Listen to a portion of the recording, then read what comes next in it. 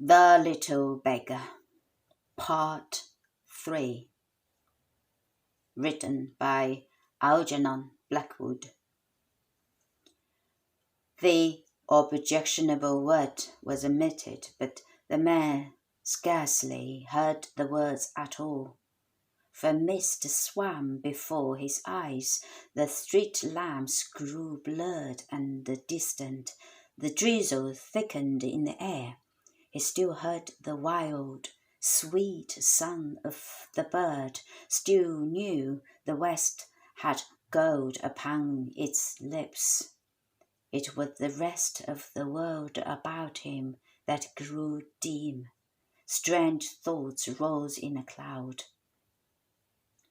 Reality and a dream played games, the games of childhood through his heart.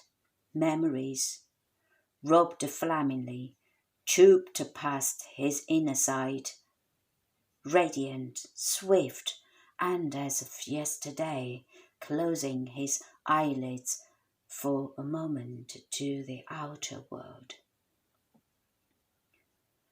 Rossetti came to him, singing too sweetly a hidden pain in perfect words across those 12 blank years.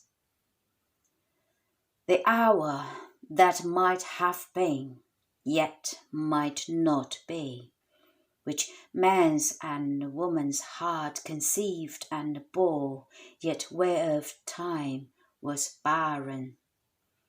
In a second's flash the entire sonnet, Stillborn Love, passed on this inner screen, with eyes where burning memory lights love home. Mingled with this all in an instant of time came practical thoughts as well. This boy, the ridiculous effort he made to carry this ridiculously light bag. The poignant tenderness, the weakened yearning. Was it a girl dressed up? The happy face, the innocence, confiding smile, the music in the voice, the dear, soft blue eyes. And yet, at the same time, something that was not there, some indescribable, incalculable element that was lacking. He felt acutely this curious lack. What was it? Who was this merry youngster?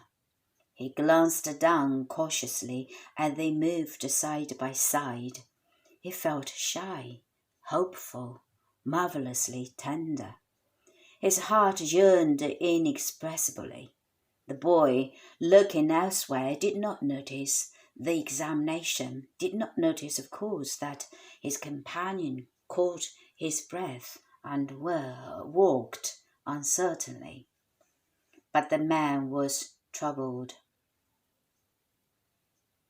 The face reminded him, as he gazed, of many children, of children he had loved and played with, both boys and girls, his substitute children, as he had always called them in his heart. Then suddenly the boy came closer and took his arm. They were close upon the station now. The sweet human perfume of a small, deeply loved, hopeless and dependent little life rose past his face. He suddenly blurted out, "But I say, this bag of yours, it weighs simply nothing." The boy laughed. The ring of true careless joy was in the sound. He looked up. "Do you know what's in it? Shall I tell you?" he added in a whisper. "I will, if you like." But the man was suddenly afraid and dared not ask. "Brown paper, probably," he evaded laughingly. "Or birds' eggs? You've been up to some wicked lark or other?" The little chap clasped both hands upon the supporting arm.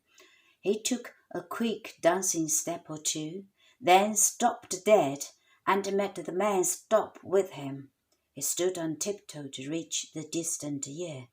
His face wore a lovely smile of truth and trust and delight. "My future," he whispered, and the man turned into eyes. They entered the great station. The last of the daylight was shut out. They reached the ticket office. The crowds of hurrying people surged about them. The man sat down the bag. For a moment or two the boy looked quickly about him, to right and left, searching, then turned his big blue eyes upon the other with his radiant smile. "She's in the waiting room as usual," he said.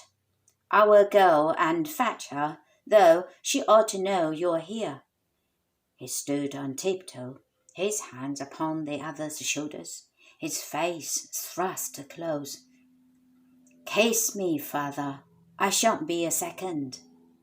"You little beggar," said the man in a voice he could not control. Then, opening his big arms wide, saw only an empty space before him.